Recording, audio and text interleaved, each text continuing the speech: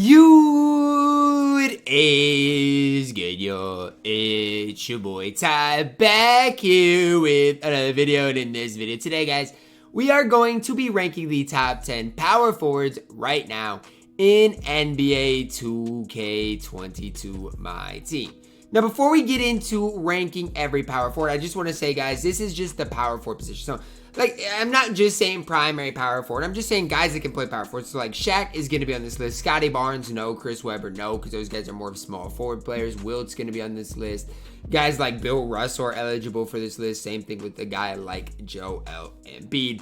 The list goes on and on. But these are going to be my top 10 power forwards, and I don't want to ruin anything for you guys. So, not gonna do any spoilers. Just know basically every one of these cards, outside of I think one of them, are either invincibles or endgame cards. So this is the elite of the elite, the elite of the elite, the best of the best. And let's hop right into it. At number 10, we're plugging in Invincible Anthony Davis. It just goes to show how good this list is going to be. The fact that we have AD here at number 10, 6'10", 7'2", wingspan, hot spots from everywhere. AD, the best part about this card probably is his release as well as the normal leaner, okay? He's going to be able to shoot the ball incredibly.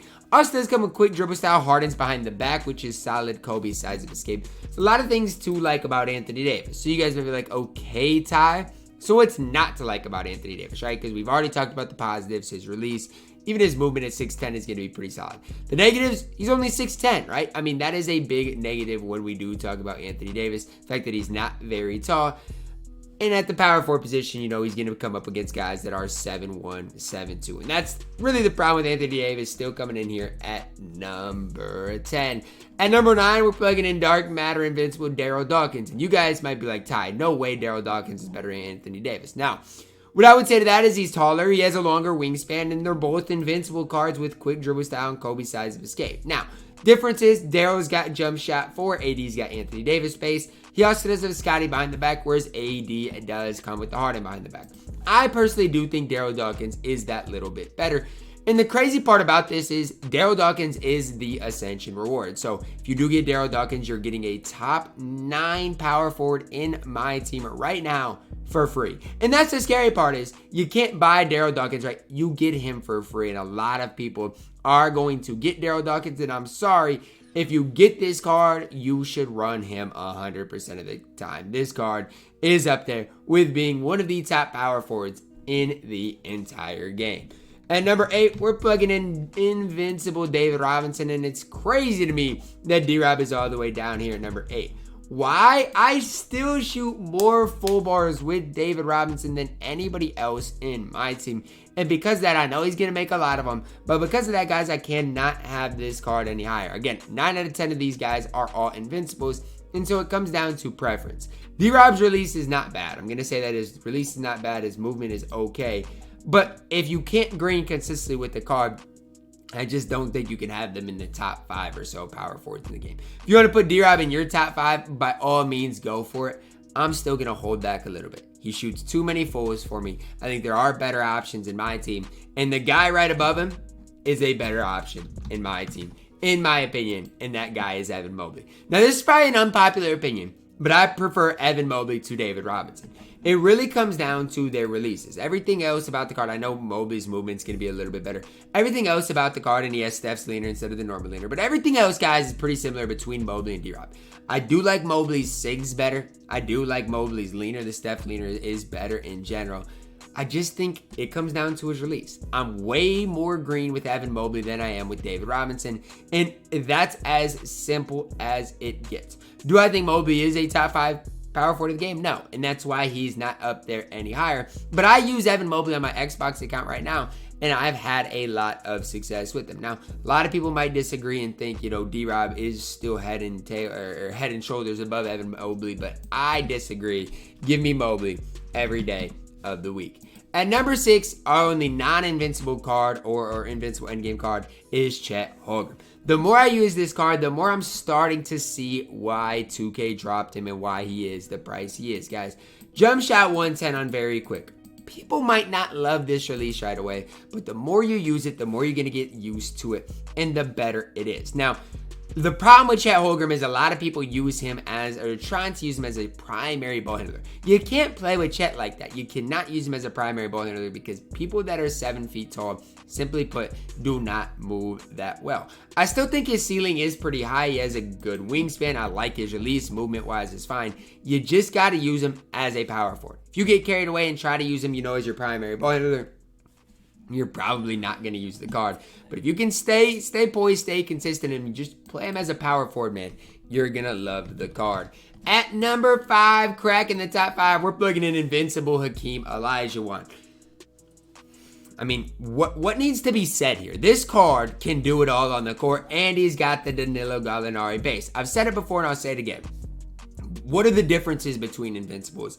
It's their height, it's their SIGs.